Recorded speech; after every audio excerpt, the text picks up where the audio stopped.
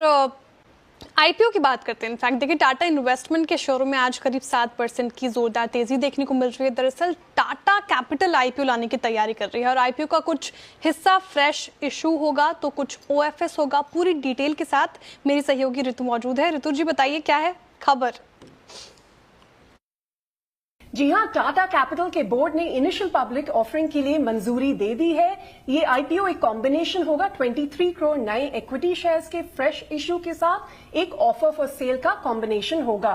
साथ ही बोर्ड ने करीब 1500 करोड़ तक की राइट्स इश्यू की भी मंजूरी दे दी है, जो एग्जिस्टिंग शेयर होल्डर्स के लिए होगा।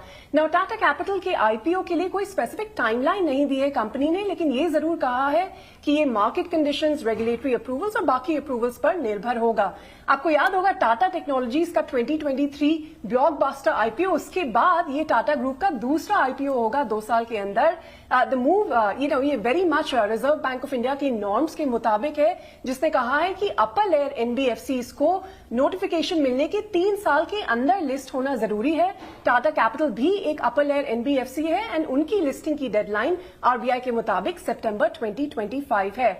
अगर आप टाटा कैपिटल के फाइनेंशियल्स को देखें तो एज ऑफ FY24 उनके एसेट्स अंडर मैनेजमेंट थे करीब 1,57,000 प्लस करोड़, प्रॉफिट्स करीब 3,150 करोड़, पोर्टफोलियो मिक्स में करीब 85% से ज्यादा रिटेल और एसएमई लेंडिंग है, करीब 4.5 मिलियन उनका कस्टमर बेस है, 723 लोकेशंस में ब्रांच नेटवर्क है, जिसमें 92% ब्रांचेस नॉन मेट्रो सिटीज में भी है। क्योंकि इसमें ऑफर फॉर सेल की भी बात की जा रही है, टाटा कैपिटल की अगर शेयर होल्डिंग देखें करीब 93% is held by promoter which is Tata Sons, बाकी 2.15% टाटा इन्वेस्टमेंट कॉर्पोरेशन, बाकी दूसरी टाटा ग्रुप कंपनीज और इंडिविजुअल्स और ट्रस्ट के पास है।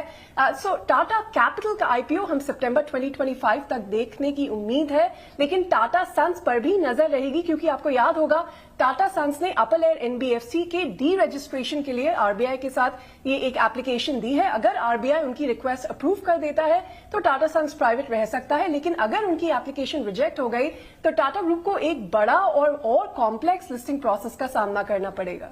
बिल्कुल ऋतु, बहुत बहुत शुक्रिया। और ये एक लिंक एक्सप्लेन करने के लिए बहुत अच्छे तरीके से एक्सप्लेन किया आपने वैसे समझ से, क्योंकि ये जो आईपीओ आ रहा है ये ध्यान रखिएगा, अब वो एनबीएफसीज में इन कंपनियों को आईपीओ लाना ही पड़ेगा। तो टाटा कैपिटल का तो आईपीओ आ रहा है, लेकिन इशू है सारा बड़ा का बड़ा कि टाटा सन्स जो कि इन सब की टाटा ग्रुप की पूरी पेरेंट कंपनी है, उसका आईपीओ आएगा या नहीं आएगा। तो अगर उसका आईपीओ आया तो कई टाटा ग्रुप स्टॉक्स की चांदी हो जाएगी वहाँ पर।